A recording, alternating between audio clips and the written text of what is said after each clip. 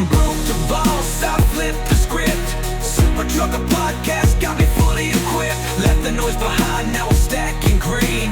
Voyager Nation made me live the dream. I would lie to you if I would say I never in my life was in a situation that I blamed somebody and then it turned out to be my own fucking problem. That was not freaking easy to admit. I'm probably bigger than that. I can handle that, no problem. But at the moment, you exposing yourself like a biggest dumbass in the world, man. And especially if you overreact, it makes it just so much fucking worse, man. But I would imagine you just make it right. Don't apologize. Just you make it right. You shut the fuck up and walk away. That would be my plan. Nobody is forcing you to choose the industry that comes with a time away from the family. Right, but like, for example, there are plenty of jobs that require the same. That's what I'm saying. Like, there are plenty of jobs that are office work that people travel. And they're still not at work. Like what, space traveler? No, like I take a pilot, for example, take an IT person. Like there are...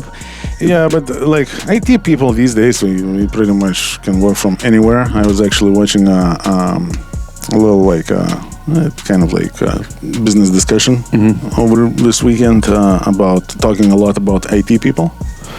And like it goes back all the way to like early 2000s. Yeah. And like it explains how it was before and then how everything changed. So right now, you can be like anywhere in the world and you can do the IT work regardless of your location.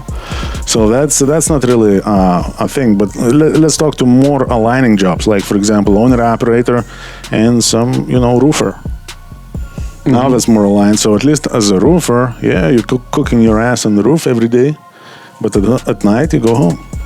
Yeah, well, I mean, then you have the challenge of a guy might say, is that roofer going to make the same amount of money as a guy that's running OTR? It depends. It depends. Like if he's a contractor, if he's getting his own jobs, kind of like owner operator, gets paid per load. I can, like obviously at that point, probably it comes with a little bit of more responsibility. More responsibility because now it's no longer just, get up the roof and, do whatever you guys do there.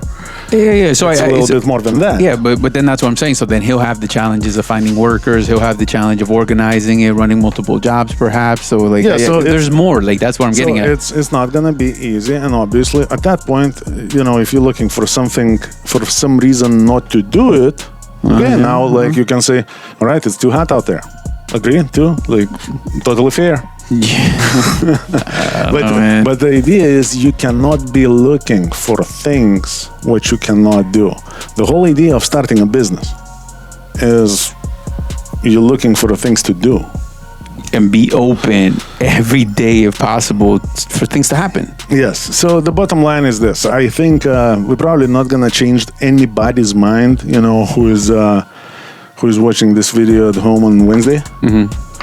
But just a pointer, and maybe because at some point I was that guy to a degree, not all the way through. Like again, I already said that a million times on those podcasts. For a little bit I did really, really well, and then I got comfortable, and that's how the problem started. And then obviously I had to get out of my comfort zone to get back on track. So basically, is this conversation going to change anybody? No. However, if somebody already tried everything, every other way to be successful in trucking and still haven't find it, maybe it's going to give you an opportunity to look at what do you put in and how it directly reflects what you get out. It's kind of like, the guy that doesn't, like regular example. The guy is sort of ready on Monday, but nothing is good enough. Then he goes out on Tuesday. Then all of a sudden, he needs to be back home on Friday morning. So that means he is picking up his last load on Thursday for a Friday morning delivery, let's say here in Florida. If you ask this guy, how many days did you work that week? He's going to tell you 5. and he's not lying. He truly feels that way. Yeah, and then that is I guess to my whole point, where once you listen, like in anything that we do, people can self-victimize, and then that's why a lot of people don't advance and grow. So I'm just saying, like, it's what you choose to pay attention to. Because to your point, like, let's just say you're like, hey man, I have to gross this amount of money every week because I gotta, this is my lifestyle and these are my bills, company and everything involved in that. Then at that point, now that's your goal. So no matter what is coming at you, you have a goal. So you're gonna duck and dive to meet your goals. You're gonna watch your fuel costs. You're gonna see this. You're gonna do that, and then that's your focal point is growth. Your focal point is the goal, and you're growing. But if you want to choose to look at, why me? Why the fuck am I out here and nobody else is? And this and why? Oh, great, this breakdown, right? Me. Look at everybody else driving. Nobody else got it flat except for me. Then it's gonna be a shitty ass day, man. Like that makes a difference whether people accept that or not. I'm a believer of that, man. No, of course, I think that's a thing. It just sometimes people are not willing to see things for what we are. Like, for example, going to the next, subtopic here, lazy weeks or broke weeks. What is it, right? So, for example, if you're not making money, at least be open to look back and see what did you do that week.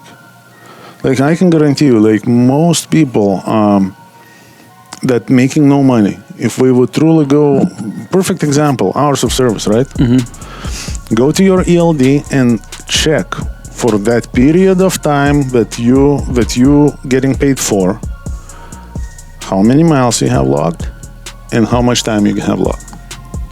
And that's gonna be probably the most, information that you can get out there. You don't have to show it to your wife. It's cool. We're not gonna tell nobody. Mm-mm. But at least observe it and recognize the issue. Yeah, I know. It's just kind of crazy, man. Like for example, here we're trying to help, right? But we're here convincing people to be successful. And that's a challenge in this business. I think in general, when let's say, who's our client? Owner operator, right? Right. So owner operator is a business startup for the most part. Yeah, I agree. So every owner operator, except for a small minority, the people that already been in this for a long time, we've done everything, we know it. We're not watching this podcast.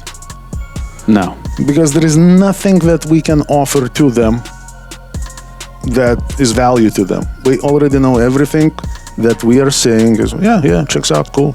Yeah, course. pretty much. How many times you're gonna you're not living and doing trucking just to then on top of that sprinkle a little bit of a trucking podcast.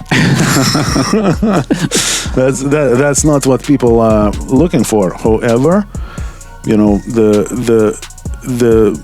95% of startups fail within 1 to 3 years. Across the board. Yes, so it's not just truckers, it's everybody.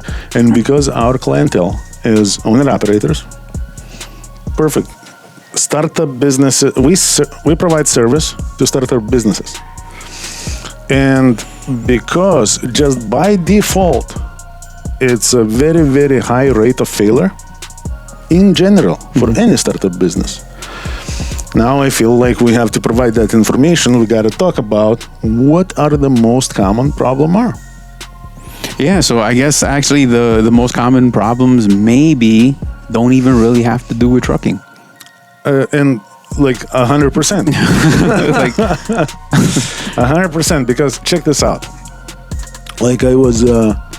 I was checking out the reviews this morning, right? And I did find a review from an owner operator who actually worked here for a pretty long time and left us a very, very shitty review. It is absolutely factually incorrect, because literally all these accusations, it just anger. None of that is real. Right. So I don't know exactly what happened there. Actually, should have looked it up before coming here to talk. But obviously something happened, right? Something happened, and now he's all frustrated, and just spills anger out there, and that's what's up. Like everybody feels, I don't know, like maybe a little bit entitled, a little bit lost, because why would you even go and talk nonsense when you yourself know it's fucking fake? Well, I think it's because a lot of people have it's very difficult to talk business. Everybody thinks they're prepared to have business conversations, but it does require a high level of emotional intelligence. And so sometimes something as simplistic as an owner operator can move his truck from A to B to a different company, not a problem. But there's a way to do it and not to do it, right? So people choose the wrong way. Why? Because it's very difficult. It is not for everybody to walk into a place and say, hey guys, whatever, blah, blah, blah, I have a change of heart and I'm going to try something different. You would think that anybody can do that. And then it doesn't. And then comes that, because it's easier to create that, and now you're a victim, and hell yeah, this is why I'm leaving, than to actually just talk business. So here we go.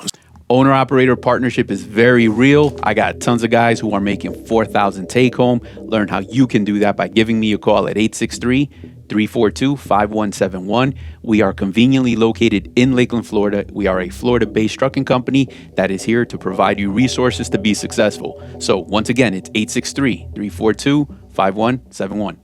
The bottom line is, yes, this is not a trucking issue. That's probably a people issue. That is entrepreneurship issue. Yeah. Because all that stuff comes with a lot of responsibility.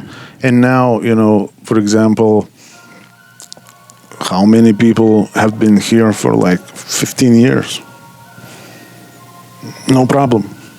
Yeah.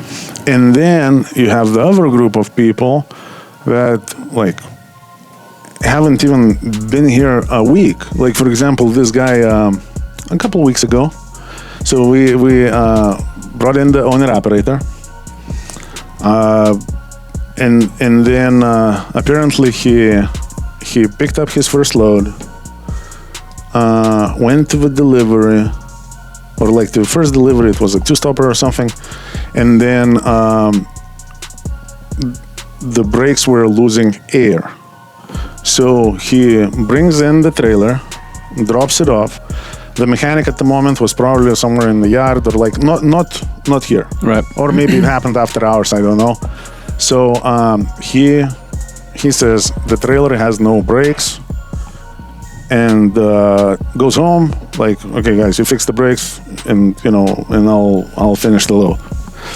So the mechanic comes in, checks the trailer.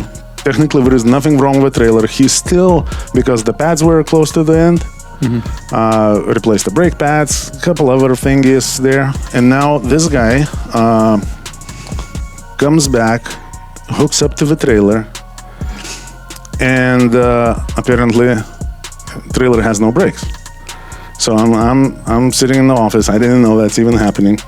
Nina comes over, and she's like, hey, Mike, can you go check it out? Because I don't know that much about the mechanics. James had a doctor's appointment or something, so he wasn't even here. Okay. So can you go check on that trailer? So I go out, and man, the guy, I see this dude first time in my life. And he comes at me with attitude, man, all angry, fucking red face and everything. I'm like, what's going on? What does the trailer do? And he starts accusing me right away, you fucking liars, you didn't fix anything.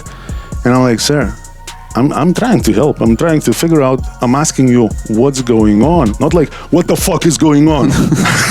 I'm saying, what's going on? What is the problem? What are we looking at? Right. Let me see what that trailer does that you say it does. And then he says the brakes are engaged or something, and now I'm like, Okay, so can you press the brakes? So he's pressing the brakes, and man, the air starts blowing from under his tractor. Well, so he has the leak. And I'm like, man, I checked everything else, like looks normal. So I'm like, I don't think it's a trailer. I think you have a huge air leak under the tractor. As soon as you press the brakes, You can hear it. Yeah. it starts blowing. He's still with an attitude, and I'm like, come on, man, get out. Let me press the brakes, and you can see for yourself. So he gets out. I jump in his truck, press the brakes, and obviously it starts blowing. So now the guy obviously put in a kind of less than ideal situation. Right, yeah. Because you were just screaming at multiple people, accusing them of fucking stealing, cheating, and fucking lying to you and everything else. And that's your motherfucking tractor. And cool, like, fuck it, who cares, right? Right. So I'm like, all right, so looks like you have a problem. Like, I don't know, James gonna be here, in the afternoon, so I'm not sure if you want to wait him. We can obviously, probably look at it, or you can. That's your tractor. You can go fix it somewhere, right? So the guy leaves. By the way, the good note is he did apologize to Nina about all that yelling, screaming. I don't need no apology. I'm cool. And then he leaves to fix his brakes. Never comes back. Leaves a load. And I don't even think we got the ELD back yet. No, there you go. And now, this is the individual that's been with a company, like one business day? Right, yeah. And I can guarantee you, like, he left with less than ideal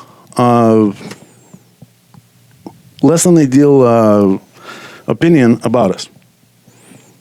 Yeah, man. Even though there is nothing that was wrongly done about it. Yeah, for sure. That's And this is what I see is one of the, this is a little on the extreme side. However, ain't that one of the most common reasons why the people leave? Something happens, right? The fucking truck breakdown.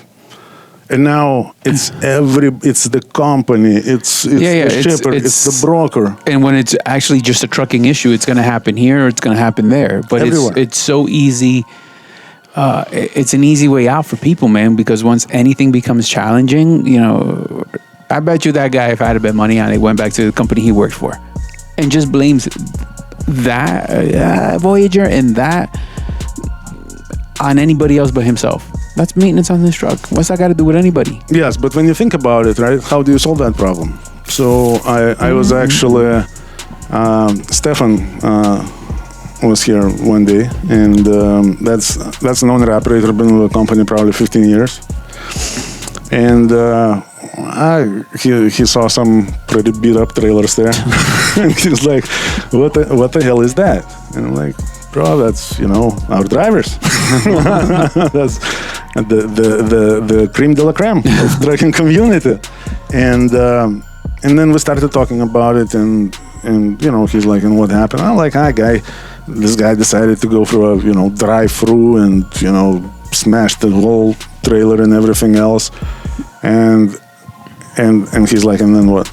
Nothing, obviously, it's a pretty big damage, so we charged the insurance deductible or repair. I don't recall which one was it. And the guy bounced, and that's it. And he's like, what do you mean, like, bounced? I'm like, got pissed off about it and left. So he's like, this is I'm talking about mindset of a successful owner-operator that can separate white from black, good from bad. He's like, so he fucks up the trailer. You approach that like, okay, and like nobody even freaking yelled at them or anything. Right. We just approach it professionally. Okay, what's gonna be cheaper, like fix or deductible? Do the deductible. and then gets worked up and leaves. And to the owner operator that can actually make those decisions, obviously, he's not struggling with all that, evil trucking bullshit. But to a bright individual who has common sense, he's like, and then what? Like, who wins? I'm like, I don't know who wins, man. I know not me. Not me, not Voyager. I know not me. I even know not the guy. Yeah, for sure. So just because a frustrating situation happened, obviously, like when somebody goes through a drive-through with a semi-truck, I don't know how much frustration there is. I think I'm not even sure that some people can, comprehend the frustration. Like, I don't even know we know what it is. But let's just say it's one of those bad situations, not necessarily drive-through, some, legit issue, right? And now, just because you didn't get away with that, and you just kind of, you caused some damage, you were held responsible, nothing over the top, just business. Because just a small accident or a small trailer damage, it's never a reason to part ways. No. But and again, it comes down to what we were saying before: difficult to have business discussions. Yes, but then, as I'm talking with Stefan, he's like, and then what? And then he leaves, and then starts somewhere again. And I'm like, I assume so. Yeah, probably, most likely. I don't know. But and he's like, and how is that benefiting him? I'm like, that's a good question. I have no freaking idea, because that is a dumb way to address the problem. So now, just because you had a bad day, something happened, there is maybe a little bit of damage, sometimes not even the damage. Like, how many owner operators we had, we were late for a delivery appointment, and we got so worked up that was a reason to bounce. Yeah.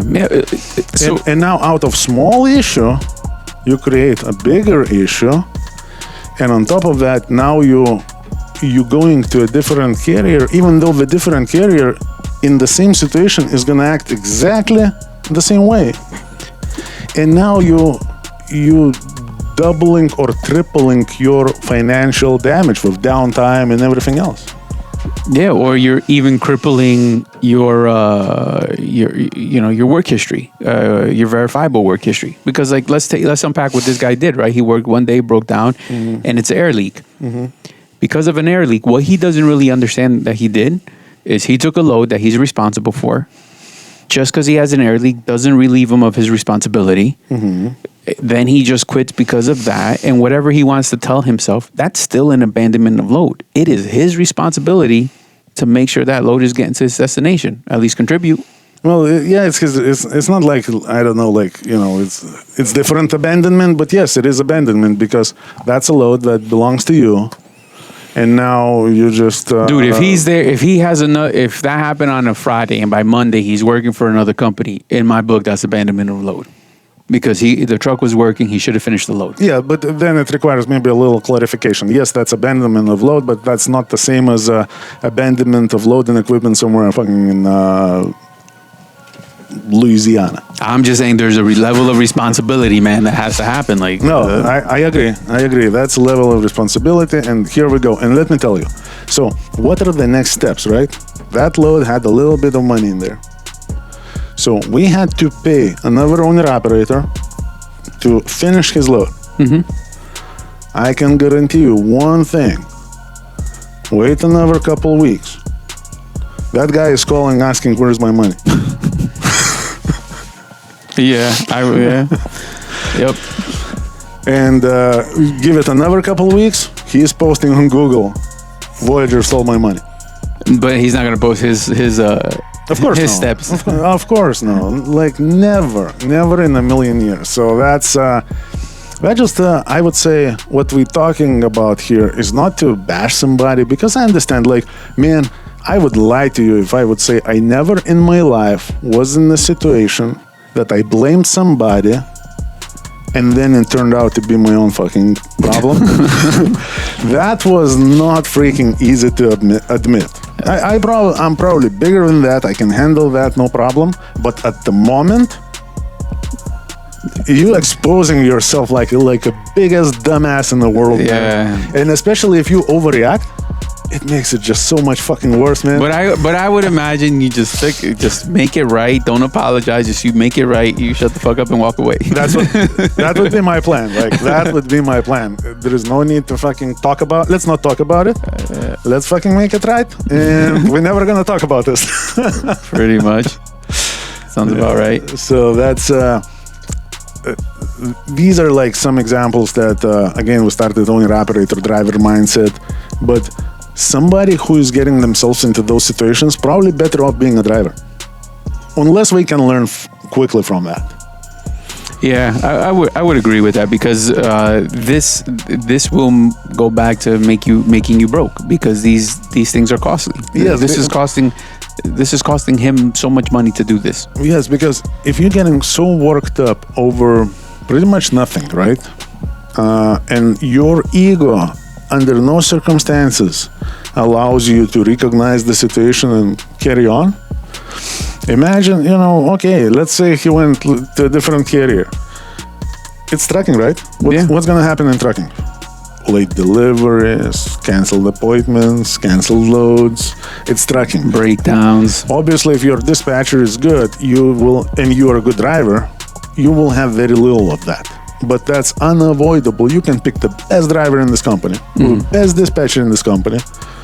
Not everything depends just on these two individuals. There's still the whole world going on, like with traffic, people, cars, warehouses, lumpers, and other truck drivers that can, smash the crap out of your truck or something.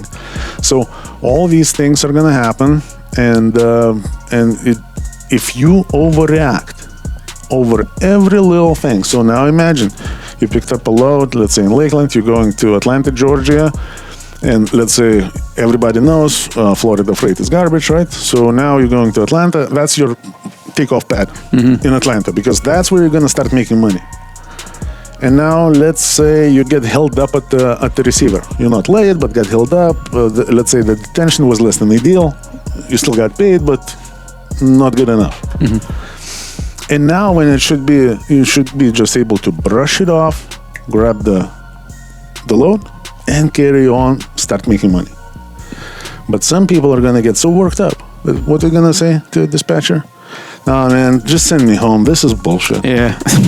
Yeah, compounding the problem rather than... And now, he's going to get home all worked up. So basically, he just came out of Florida, which is usually a shitty load, going right back into Florida.